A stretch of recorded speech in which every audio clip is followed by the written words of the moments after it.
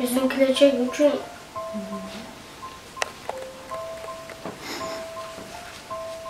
yapmamız gerek. Ben de çoğalganda uşintiп ооруган адамдарга жардам берем. Эки баланын энеси Анара Жаныбек кызы тууралуу буга чейин дагы бир канча ирет видео жарыялаганбыз. Ошентсе да каражат чогултуу маселеси өтө жай болуп жаткандыктан Анар айымдын боорун алмаштыруу операциясы артка жылып, бирок абалы күн сайын оорлошуп жатат. Урматтуу көрүүчү, эки бала энесиз чырылдап, бөтөн адамдардын колунда калбасын. Мүмкүн болушунча кол сунуп жардам берип койсоңуздар, сиздин берген 100 сомуңуз бир өмүрдүн сакталып калуусуна себеп болуп калар.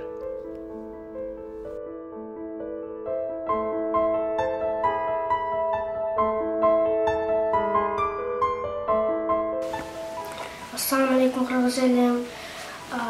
Апамдын жакшы болуп келгенине мен карындашыма көз каалайбыз. Жана биздин үй бүлөдө баардыгы каалайт. Колуңуздардан келгенче жардам берип коесуздарбы? Апам келечеги бизге дагы керек.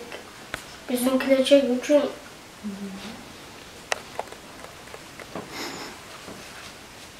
апамыз керек. Ben de çoğalganda uşintiп ооруган адамдарга жардам берем.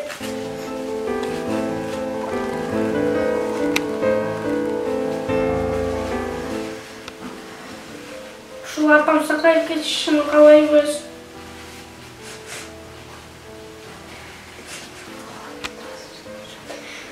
Алланын ыраазычылыгы үчүн жардам берип коесуздарбы Кыргыз элим? Апам көп жашашыны каалаймын.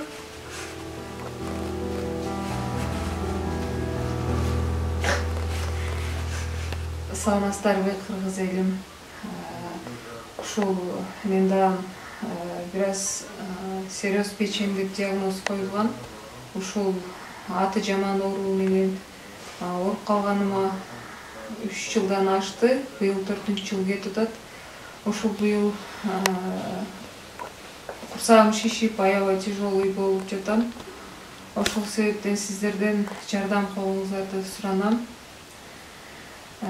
Колуңуздардан келишинче жардам берсеңиздер, Аллахтын ыраазычылыгы үчүн, ушул эки балам үчүн, мен дагы ушул эки баламдын келечеги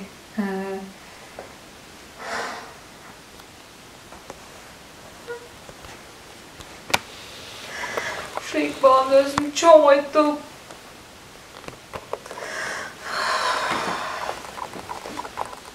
Özüm karasam deyim.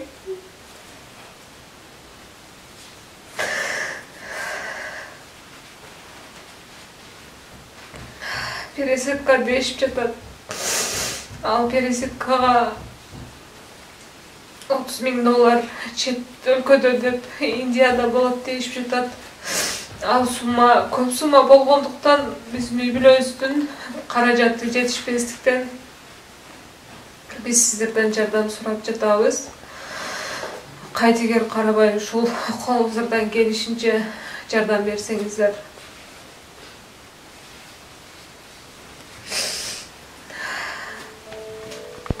Ошол так бир жолу жардам сураймын.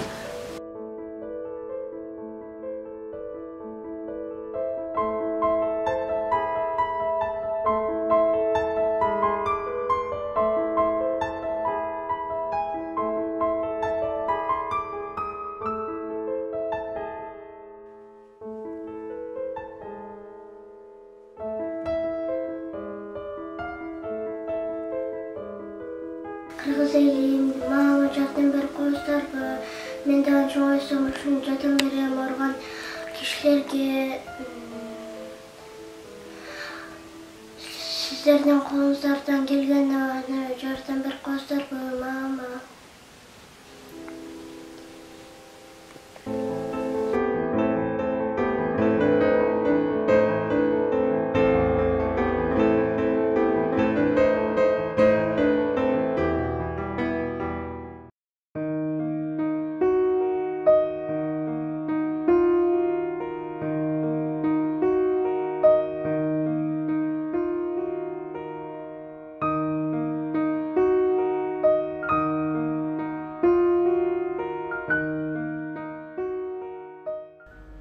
ден соолуктун кадырын уруп жаткан адамдан сура дешет. Ал нерсе колубузда турган кезде бизге көп дагы баркы жоктой сезилет. Кайрымдуу Бол фонду буга чейин дагы Кадамжай районунун тургуну бир нече жолу Анара Жаныбек кызы тууралуу видеолорду жарыялаганбыз.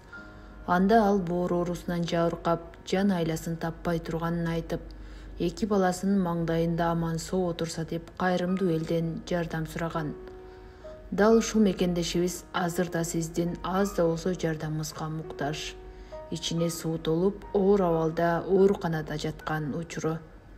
Урматтуу көрүүчү, кайрымдуулук иште бирге бололу.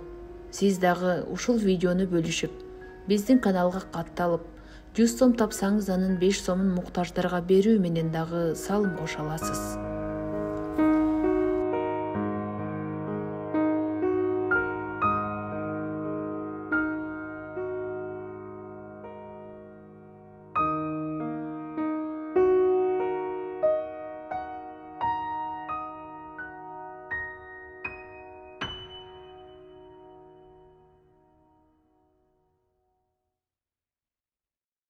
Korkunç var. Benim de iki balam var. Özüm karap çoğutsam deyim.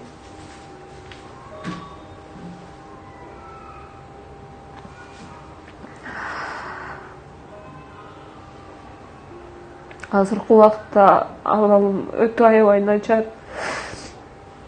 Kan düşüp ketdi. 65 bol. Hazır böyle şu больницада жатам, kan alıp. Başka ailem yok. Kırgız elim biraz жардам берип койгула. Суранам. Ар бир больницага жатып чыгыш эле көп акча кетет. Азыр ушул убакта менин курсагым монтуп шишип кеткен. Мондай болуп аябай шишип.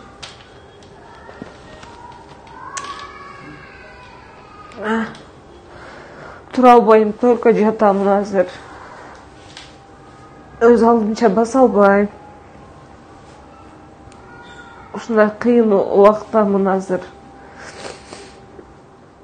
Суранам, жардам берип койгула. Ассаламу алейкум, урматтуу достор, мекендештер. Кудай таалама чексиз шүгүрлөр болсун. Эмнеге дегенде сизди бизди Кудай таалам эң кымбат болгон ден соолугун бергендигине. Бирок ушул берилген нерселер кайсы бир күнү алынат бизден. Бүгүн биз барбыз, кайсы бир күнү биз жокпуз. Бирок бүгүн биз барбыз достор. Эң башкысы бүгүн барбыз, батташайлы деп гана чакырык кылып келем. Бирок бар турган ден соолуктагы бир күнү Кудай бергенди билген Кудай алганды да билет экен. Таман астында өскөн чөп дагы бир күнү адам үстүндө өсөт деген сөз бар. Ошондуктан мен бул сөздөрдү мен айткым келет. Кече күнү эле бул карындашыбыз дагы жашынакай басып, оору сыркоо менен эч кандай иши жок. Эртеңки келечектен чоң үмүтү бар Анара болгон. Бүгүнкү Анара бүгүн момундай өмүр менен өлүмдүн алдында өтө кыйын абалда көз жаш төгүп, элинен жардам сурап тургандыгы бул өтө оор нерсе. Ошон үчүн достор, буга чейин Анаранын видеолору чыккан. Бул баарыңыздарга маалым. Бирок ошол чыккан видеолордо да бир аз топтолгон каражаттар болгон. Бирок ал каражаттар мына толук баардыгы жетиштүү каражат болбогондуктан баягы өзү иштебегендиктен күн санап ушул акчалар дагы короп бүгүн мынтип Индияга кете албай, эл жеткен Индияга жете албай, мындай ара жолдо бүгүн Анара турат. Эми эки баланын энесин аман калсын, ошол эки бала эне мээримине зарыкпасын десек, кел мекендеш жакшылык кылып коелу, жардам кылып коелу, жараткан берет жардам, биз себепкер болуп берели. Мен колуман келген ушуну азыр Анара кайра чакырып, мына бир канча күн болду. Келип берип койсоңуз, Азаматбекке тартып берип койсоңуз. Эми мен дагы жүрөгүм чыдабай бүгүн келип, убакыт таап чыгарып берген аракет кылдым. Менин колуман келген мен кылайын. Сиз колуңуздан келген сиз кылып, намазда дуа кылып, колдон келген колдон жасап коелу, достор. Кудай буйрса. Анан Анара Кудай берген дартына шифа берсин. Эртең жакшырып кетишиңерге тилектешпиз.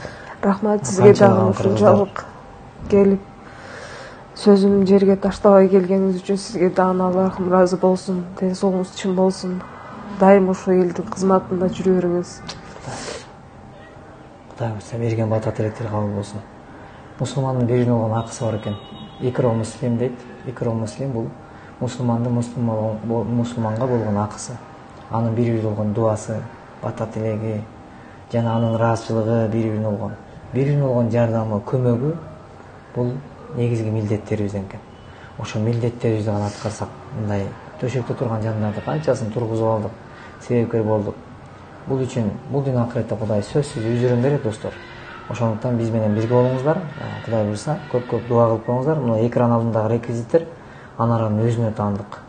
Өзүнүн ушул кол телефонунда сиз канча салсаңыз, ушул Анаранын түзмө-түз өзүнө келе турган кылып, Сбербанк өзүнө ачылган, М-банк өзүнө ачылган, кимдир бирөөлөр барып түшпөйт. Болгону гана бизден чыккан видеолорго гана биз кепилдик бере алабыз. Бизден башка видеолордагы көчүрүп, урдап алып чыгарган видеолор үчүн жооп бербейбиз. Ушундай достор. Дайыма бирге болойлу. Алла Таала ошо берген дартына шифа берип, жакшылык кечирүүнү насип кылсын. Саламатсызбы кыргыз элим. Мен сиздерден ушул бүгүнкү күндө жардам сурап сиздерге кайрылып жатам. Мен азыркы ушул убакта состоянием оор болуп, курсагым шишип, кан түшүп, аябай азыр кыйналып турган убактым.